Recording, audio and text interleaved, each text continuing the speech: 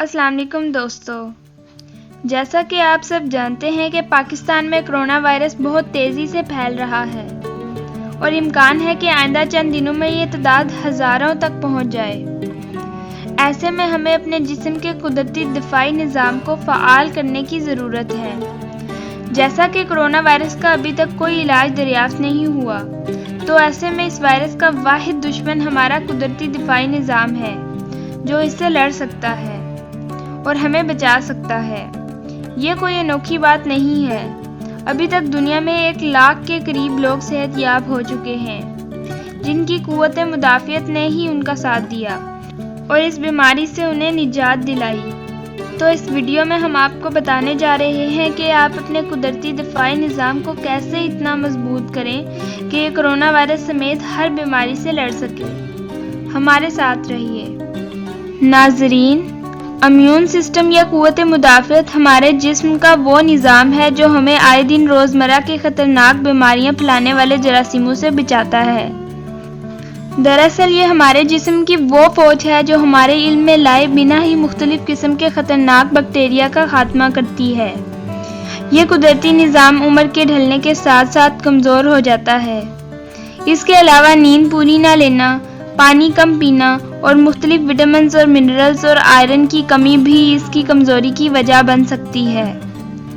हम आपको इस वीडियो में 5 ऐसी हिदायत देंगे जिन पर अमल करके आप अपने इम्यून सिस्टम को मजबूत कर सकते हैं। नंबर 1, ऐसे फल और सब्जियों का ज़्यादा इस्तेमाल करें जिनमें विटामिन सी वाफर मिकदार में पाया जाता हो, क्योंकि विटामिन सी कुव्वत मुदाफ़ियत के इजाफे में बहुत मुफीद है। फलों में माल्टा, नींबू और स्ट्रॉबेरी ऐसे फल हैं जिनमें विटामिन सी वाफर मिकदार में पाया जाता है। इसके अलावा सब्जियों में टमाटर, शिमला मिर्च, चुकंदर और मटर में भी विटामिन सी मौजूद मिकदार में पाया जाता है।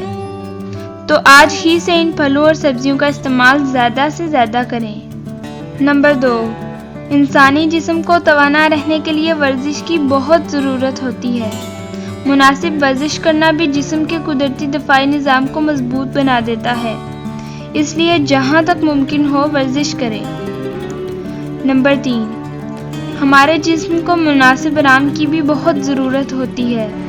एक नॉर्मल एज के इंसान को 7 से 8 घंटे रोज़ाना नींद दरकार होती है। चुनांचे मुनासिब नींद लें, रात को जल्दी सोएं और सुबह वक्त पर जागें। रात सोने का आइडियल वक्त 10 से सुबह 5 बजे तक है। इस दौरान सुकून से सोएं और नर्म और खुले कपड़ों का इस्तेमाल करें। नंबर 4, अपने खानों में अदरक और लहसुन का इस्तेमाल ज़्यादा से ज़्यादा करें, क्योंकि ये दोनों ग़िज़ाएं कुदरती एंटीबायोटिक्स का दर्जा रखती हैं।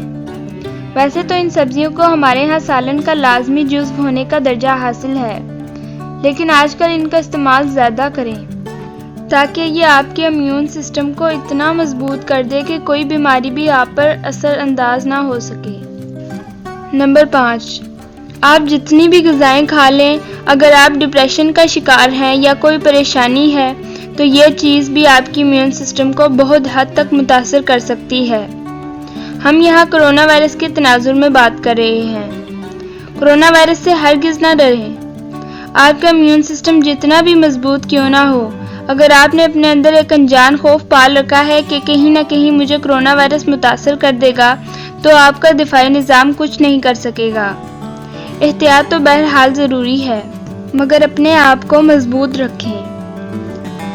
अल्लाह ताला सबको अपने हिफ्ज़-ओ अमान में रखे। तो ये वीडियो थी अपनी कुव्वत मुदाफ़ियत को मजबूत करने के बारे में।